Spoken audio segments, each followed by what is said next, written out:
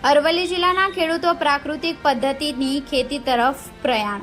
પ્રાકૃતિક ખેતીમાં જીવામૃત, બીજામૃત, ઘન જીવામૃત જેવા પ્રાકૃતિક ખેતીના પાસાઓ ચીરી જેનાથી જમીનને વધારે ફળદ્રુપ બનાવી શકાય। પ્રાકૃતિક ખેતીમાં ગાયનું ગૌમૂત્ર, છાણ, વનસ્પતિના પાંદડા અને કુદરતી છાણિયા ખાતરનો ઉપયોગ થતો હોય જમીનમાં દેશી અળસિયાની સંખ્યા વધે છે।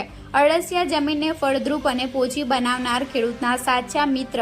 પ્રાકૃતિક ખેતી કરનાર ખેડૂત પર્યાવરણ, જમીન, સ્વાસ્થ્ય અને ગૌપાલન માટે કાર્ય કરતો હોય રાષ્ટ્રીય અને આધ્યાત્મ માટે કરેલા કામનો આનંદ અને સંતોષ મેળવે છે। ખેડૂતે ઉત્પાદન કરેલા પાકને વેચવાની વ્યવસ્થા અને બજાર ભાવ કરતાં પણ સારા ભાવ મળી શકે છે, જેનાથી ખેડૂતને આર્થિક સદ્ધરતા મળશે। Bureau chief Rakesh Jhala, Gujarat crime news, Aravalli.